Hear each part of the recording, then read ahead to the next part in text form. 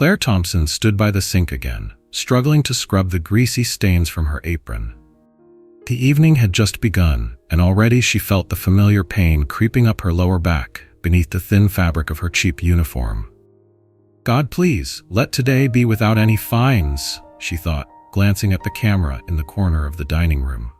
It was those cameras that made her nervous. Mr. Klein, the owner of the Gilded Fork 4, had a habit of reviewing the footage and docking pay for everything. An incorrectly presented glass, footsteps that were too loud, a forgotten napkin. Claire was in her final year of university, studying Romance languages, and spoke French better than some of her professors. Her dream was to one day see Paris, not in a postcard but for real. Noisy, rainy, real. But dreams didn't pay the bills, so every evening she put on her worn-out apron and smiled at the customers, pretending it was her personal choice to work for $2.75 an hour plus tips. That evening, the restaurant was especially busy. Couples, tourists, tired office workers, a typical crowd. Claire weaved through the tables until she noticed a group of 4 men sitting by the window. 2 were dressed in expensive suits, their faces radiating importance. The other 2 had a light French charm, speaking with smiles that suggested they knew something you didn't. "Good evening," Claire said, approaching them with a tray, smiling politely as she had been taught. "My name's Claire, and I'll be your server tonight. What can I get for you?" The Frenchmen exchanged looks and nodded slightly. The order was standard: oysters, steak, a bottle of Bordeaux. Claire wrote everything down quickly, but as she was walking away, she heard something that made her heart stop. "On les a eu. Il ne reste plus qu'à signer, et tout passe dans nos poches." Her ears, trained by years of French literature classes, couldn't have been mistaken. "We've got them. All that's left is to sign, and it's all going into our pockets." She froze. A chill ran down her spine. One of the American men leaned forward and quietly asked, "Is everything all right, miss?" Claire quickly smiled and nodded. "Yes, of course. Sorry about that." She headed to the kitchen but couldn't shake the feeling that she had just witnessed something wrong. Very wrong. When she returned with the food, the Frenchmen were already in full swing, glasses empty, the conversation growing louder. And now, they weren't even trying to hide it. "Ce pauvre imbécile croit encore que c'est un bon deal." "This poor fool still thinks a good deal," one of the Frenchmen said. Claire felt her blood boil. The words spilled out before she could stop them. She knew she shouldn't intervene, knew it wasn't her business. But she also knew that silence could sometimes cost more than a career. She set another dish down and said loudly enough for both businessmen to hear, "Excuse me, sir. I know this may sound strange, but I speak French. These men just said they plan to leave you with nothing. It's a trap." One of the Americans, older and more serious, stared at her. "What did you say?" "They were talking about how to outsmart you," Claire said, her voice shaking slightly, but she stood tall. "One of them just called you a poor fool, believing in a good deal." The Frenchman perked up, getting loud, one of them standing up. "Mensonge, elle ment." "Lise, she's lying." Claire turned to them. "Non, monsieur, je ne mens jamais. It was a complete mot pour mot." "No, gentlemen, I never lie, and I understood you word for word." The Frenchman switched to cursing, and Claire translated it all, clear and unfiltered. When they called her a pushy waitress, she passed that on, too. "They said you're an idiot and that everything signed today is a fake. Sorry for the bluntness, but you need to know." The younger businessman was in shock, while the older one stood up and pushed his chair back. "Claire, right?" he asked. "Thank you. You just saved us from a multi-million-dollar disaster."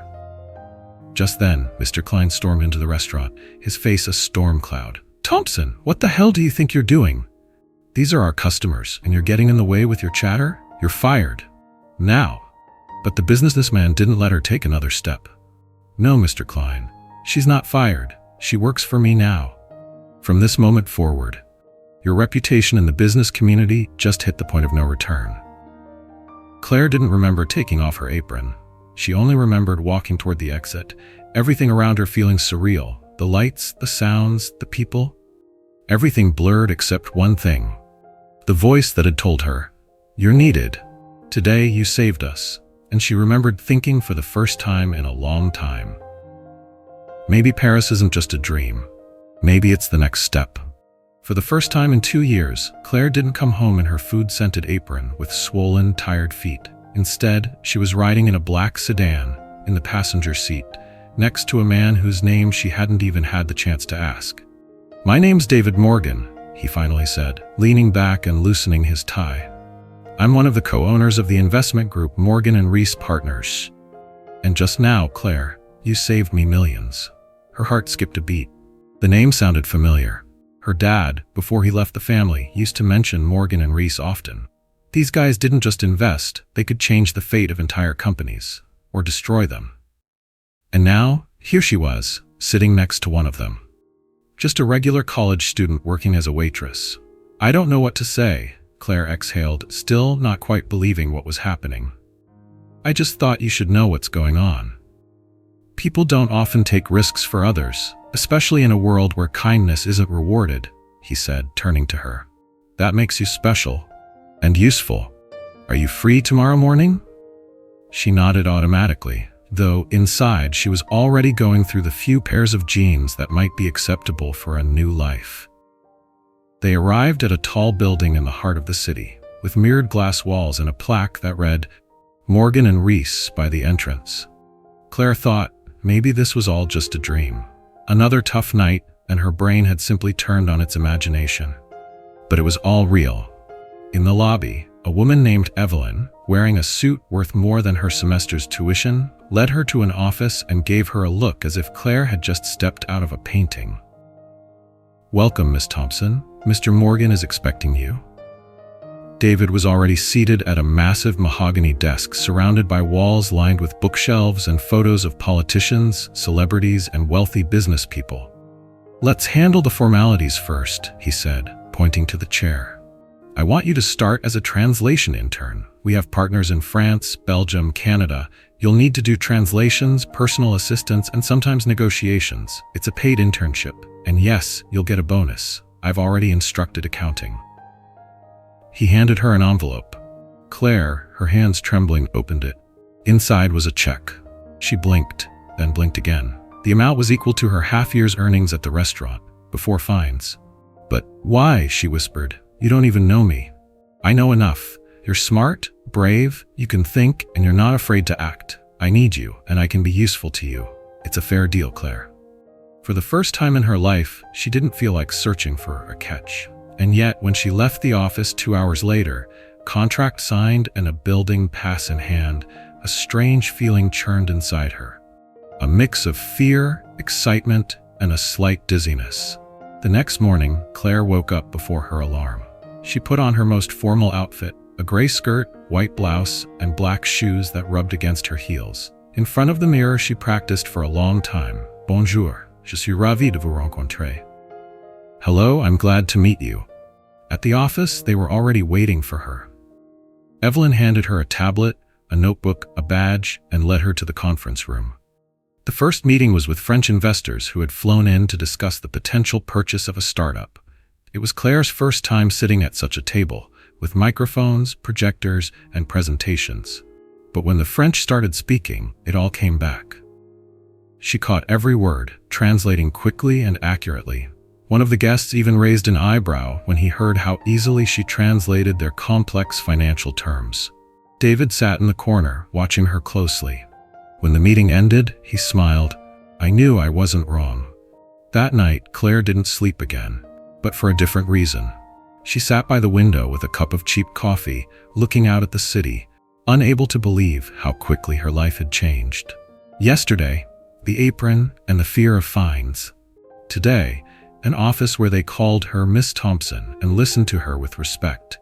But deep down, she was still the girl who used to feed the stray cats by the restaurant kitchen. Only now, she had the chance to become something more. It had only been a week, but Claire felt like she was living in someone else's body. The morning noise of the bus had been replaced by the soft hum of the elevator in the office building. Instead of a notepad full of orders, she now had a tablet with charts, presentations, and meeting notes. Her days were packed with meetings, and every minute she felt it. Everyone was watching. Everyone was waiting. Everyone was evaluating. "You're lucky," one of the employees, Marta, whispered to her one day when they crossed paths in the hallway. But you know, luck's rarely free. Marta had been there for 3 years, and from the first moment, Claire could tell she didn't like her. Too perfect a hairstyle, too sharp makeup, and that cold stare. Claire had seen women like that before, not in the restaurant but in college. The ones who smiled but kept a knife behind their back. But the worst part was that Marta spoke French, and she didn't hesitate to show it off, often taking over sentences, correcting Claire in meetings, doing it in a way that seemed almost accidental. David, it seemed, didn't notice. Or he was pretending not to. He still trusted Claire with important tasks, but the tension was building, especially when he assigned her to accompany one of the delegations on a business trip to Chicago. At the last minute, David canceled his own attendance and sent Marta instead. "Make sure Claire handles it well," he said, and Claire's stomach tightened. She knew this was a test, and Marta would be watching. On the train, surrounded by business folders and the hum of Wi-Fi, Marta didn't speak a word. She just threw occasional glances, like she was waiting for Claire to mess up. And the mistake came. During a meeting with Belgian investors, one of them switched from French to a local dialect. Claire froze. She understood the general words, but the dialect and business jargon did their work. She tried to translate, but messed it up. It was a significant error. The investor had been talking about lowering prices, but she translated it as raising rates. Marta jumped in and corrected her in front of everyone. The room went silent. After the meeting, Marta said flatly, "Not as easy as the kitchen, huh?" Claire wanted to reply but stayed silent. Her pride burned, but there was something else in her chest. Fear. She had let the team down, let David down. That night, she couldn't sleep. In her hotel room where it was too quiet, Claire stared at the ceiling and thought, maybe they were right? Maybe I'm just a lucky waitress? But the next morning, everything changed. She went downstairs to grab a coffee and suddenly heard a familiar voice. Harsh, with a thick accent. Turning around, Claire saw the last person she ever wanted to run into. "What are you doing here, girl?" he said, walking closer. It was Jim, the senior manager from the restaurant where she used to work. He had been the right hand of the owner, kept discipline, and never missed a chance to corner waitresses over any mistake. "Jim?" she gasped. "It's been a while. I see you're a big shot now." He looked her up and down, his gaze dripping with sarcasm. "You probably think all this is for real? They're using you while you're still fresh. And then?" He leaned in closer and hissed, "I know what you said back then. You ruined the deal. We had connections too. You'll regret it." Claire froze, and only then did she notice a man in a suit standing beside him. One of the investors she was supposed to meet with today. Her mind raced to connect the dots. Jim, the meeting, the investor, the warning. A setup? Later in the conference room, she cautiously asked the Belgian investor, "Excuse me, have you ever worked with Le Vieux Pour?" That was the name of the restaurant. The man frowned. There was one project. It fell apart due to document issues. "Why do you ask?" Claire shook her head. Just a coincidence. But it was not a coincidence, and she understood. Her past hadn't left her. It was following her, clinging, knocking on the door. Now Claire knew, if she wanted to stay here, she'd have to fight. Not just be good, but be the best, or else they'd push her out, or worse, send her back. Monday morning didn't greet Claire with coffee and friendly smiles, but with an internal company memo. "We are announcing an internal competition for the position of International Projects Coordinator. Applications are open until the end of the week." Her heart skipped a beat. Coordinator, that was practically a management position. Closer to David, closer to decision-making, closer to freedom. But of course, the first thing she overheard in the hallway was, "Well, it's obvious they'll choose Marta," one employee said in a low voice to another. Claire stepped aside to avoid being seen and listened in. She's been working with David for a long time, and she has great connections with the Belgians. Claire's also gunning for the spot. But did you see how she messed up in Chicago? That line hit home. Remembering that trip still stung. But not enough to make her quit. That very day, she printed out the application and took it to HR.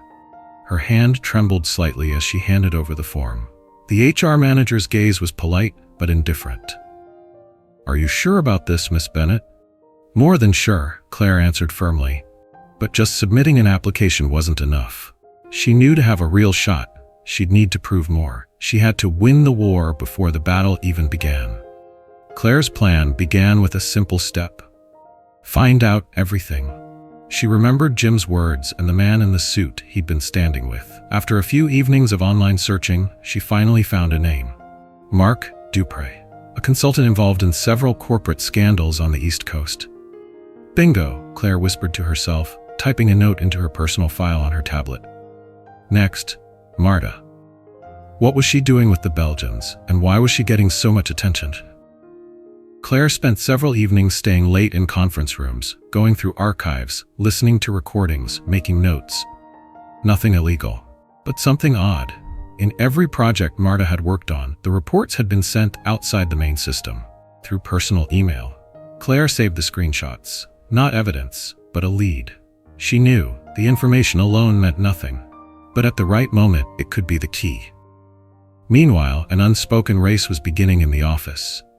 Marta suddenly became much friendlier, warmer, but always with that cold, calculating look. She'd approach Claire with questions, casually asking about her plans, who she was meeting with, what she was working on.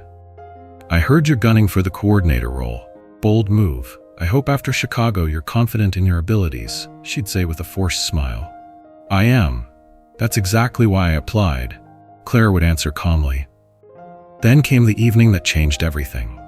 David called Claire into his office. He was tense, tapping his finger on the desk. Tell me honestly, are you spying on Marta? Claire froze.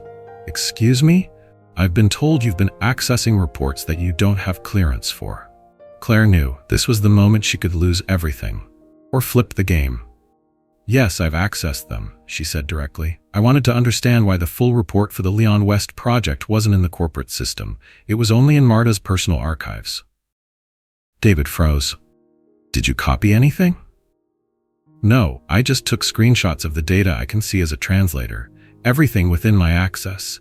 But there's something else. She pulled out her tablet and showed him the screenshots with mentions of Mark Dupre. I think Marta and this guy, they're connected. He was with Jim in Chicago, and Marta, I believe, has been playing her own game for a while now. Silence hung heavily in the air. David didn't take his eyes off her. Do you realize that if you're wrong, you'll be fired? Claire nodded. I understand. He nodded back. All right, I'll need some time to verify. And he left. The next day, the office was buzzing like a beehive. Everyone felt something in the air, but no one knew for sure what it was. Marta was gone. They said she'd taken an unscheduled leave. But Claire knew this wasn't vacation. On Friday, she received an email. Congratulations, Miss Bennett. You have been appointed International Projects Coordinator. The same email also included a second line. Next week, you will accompany a delegation to Paris. Your dream is becoming closer. Claire sat at her desk, gripping the letter in her hands. She didn't cry. No, this was victory. Earned, hard fought, but hers. From the very first moment at Charles de Gaulle Airport, Claire didn't feel like just another tourist. She had arrived as a representative of the company, as a coordinator, as someone to be respected, and all of this in Paris, the city that had lived in her heart for years. Bienvenue à Paris, Mademoiselle Bennett, greeted the hotel driver, opening the door to the sleek black Mercedes. She slid into the car, clutching a folder full of documents. This time, she wasn't just listening to French, she was responding to it, confidently and fluently. Gone was the shy waitress who used to eavesdrop on conversations at the table. Now, she was part of those conversations. The drive from the airport to the hotel in the city center took about 40 minutes. Through the car windows, she caught glimpses of scenes she'd seen in postcards and movies. The Eiffel Tower, the Seine, Alexander III Bridge. But Claire was looking at it all with a cautious eye. Ahead of her, a meeting with Belgian partners and a critical presentation. No room for mistakes. In the hotel lobby, they were already waiting for her. Two men and a woman in her 50s with a cold gaze. Everything was sharp European. Business first. Claire Bennett, she introduced herself, extending her hand. Anne-Marie Duval, replied the woman. I hope you're ready for tomorrow. More than ready. Claire smiled. But then, something happened that she hadn't expected. That same evening, while taking a short stroll through Montmartre, Claire stopped in front of a bookstore window, and that's when she saw him. A man in a gray coat, with a briefcase. He was walking on the other side of the street, and he looked incredibly familiar.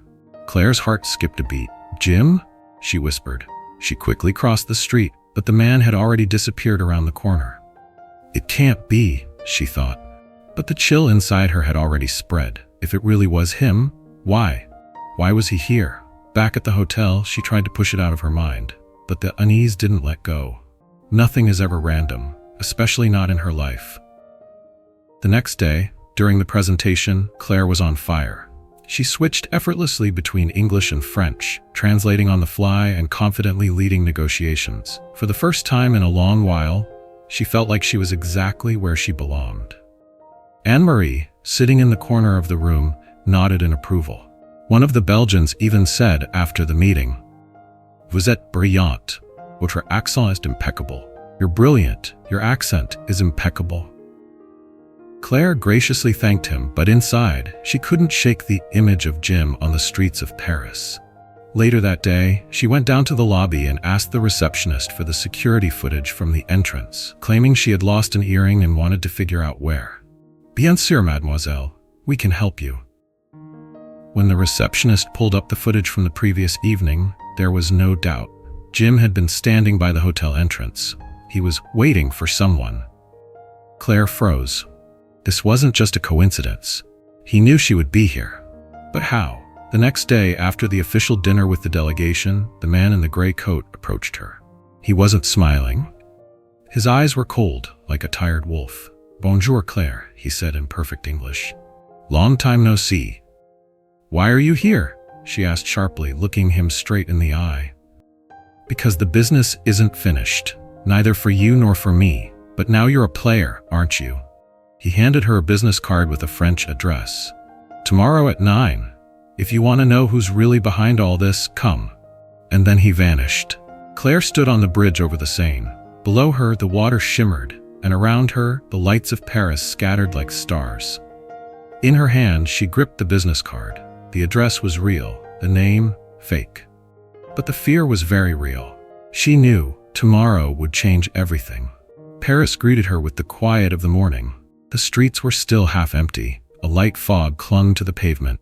Claire walked to the designated spot, a small café on the corner of Rue de Sèvres and Boulevard Raspail. The business card with the fake name burned in her pocket. She didn't know what exactly awaited her around the corner, but her intuition told her there would be no turning back.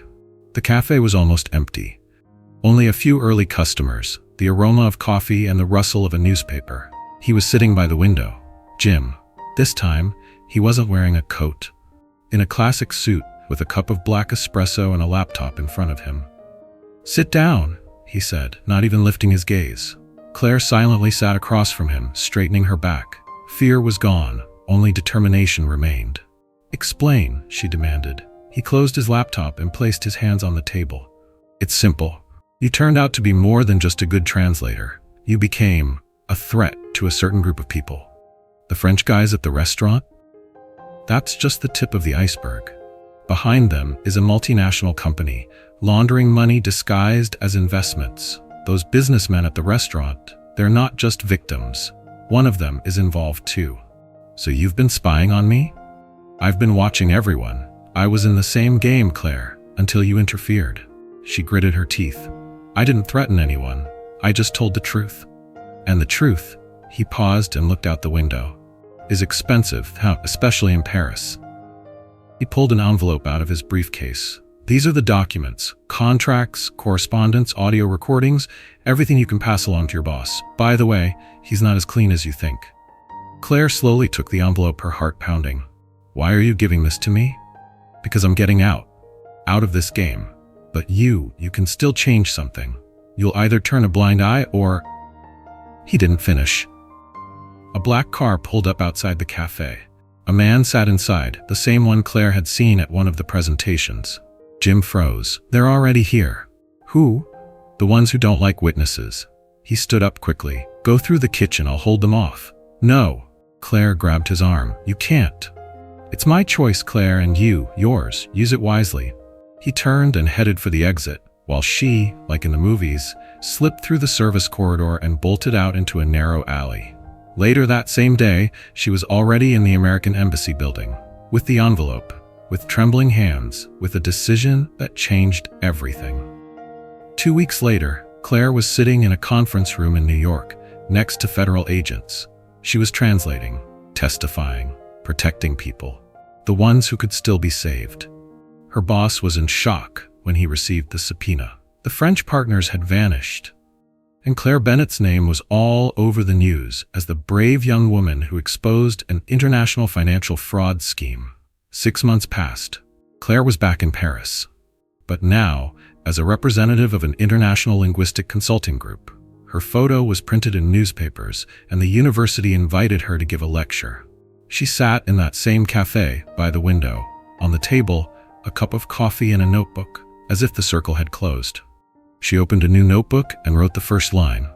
Sometimes to make a dream come true, you have to lose everything that seemed important and find yourself in the ashes. She smiled. Through the window, the setting sun painted Paris with a copper hue. And Claire knew this city was no longer a dream. It had become her beginning.